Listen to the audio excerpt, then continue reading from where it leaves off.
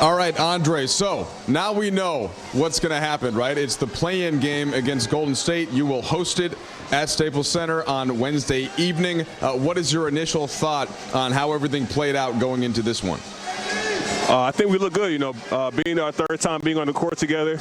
I think we look really good. There's some things we need to work on, so I guess this playing game will be something we can use to, get ourselves going for what's next.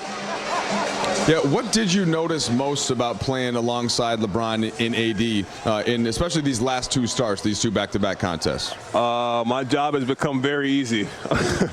They make my job very easy, and I make their job very easy. I think when we build that chemistry, it's going to be a very, very scary thing for what's to come.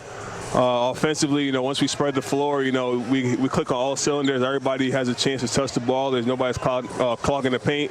Defensively, we're flying around. We're able to switch 1 through 5. So once we get that chemistry, it's nightmares.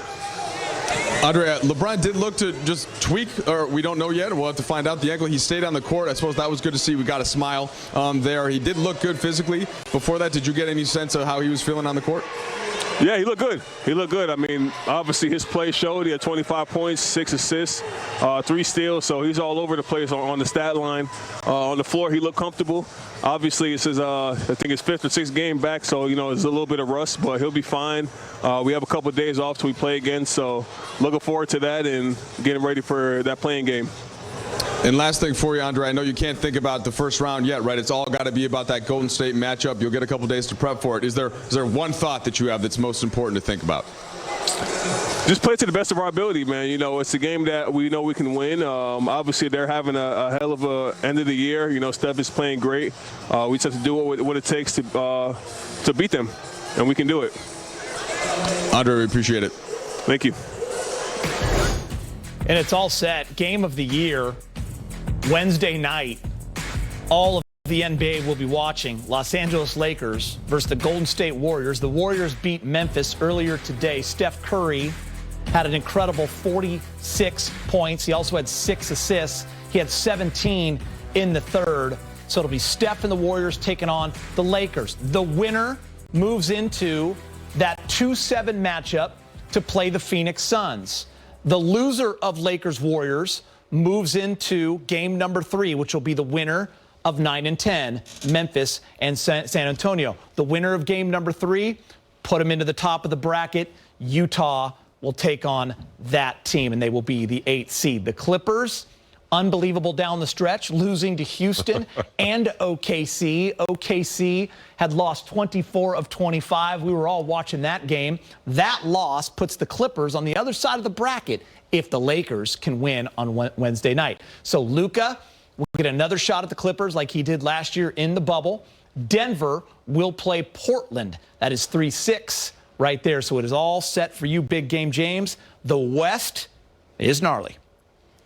Yeah, I mean, a lot of raging going on over there. Yeah, I mean, I'm ready to get started. Regardless of who's playing who. I do look at Dallas and Clippers. Luka Doncic. He's a superstar player. They're not ready yet, Big Game. Superstar player. The Denver, Portland, without Murray. That's going to be interesting to see. But yeah. Let's get this game Wednesday and get a few days off. Yeah, that's the thing. I mean, you lose Wednesday, all of a sudden you're looking at the top of the bracket, and you're also playing in a do-or-die game on Friday. Rob, what are you looking at that bracket and thinking right now? I'm liking it. I'm liking the Lakers' spot if they win on Wednesday. If you look at that bracket, I think it's set up perfectly. Me, I'm all about positioning and matchups. And you wanted this from the get-go about 2 months ago. You wanted to be on the other side of the bracket. Exactly. And I think because if you look at all those teams that the Lakers are, they have no dominant big men. Who can guard AD in any of that brackets? Nobody. So that's why I look at. And then if you on the flip side of that, who in there can guard? Come to town. Hopefully you're fortunate enough to have a ticket for Wednesday night, and again, it will be on ESPN if you're unable to be there. So that will do it. The end of the regular season for the Lakers. Beat the Pelicans and win the season series. They win at 110-98. sure to catch the next Laker telecast, 7 o'clock Wednesday on ESPN. Warriors, Lakers, and we will see you in a week. Access Sportsnet Lakers, driven by your Southern California Honda dealers, starts right now. Enjoy the big game on Wednesday.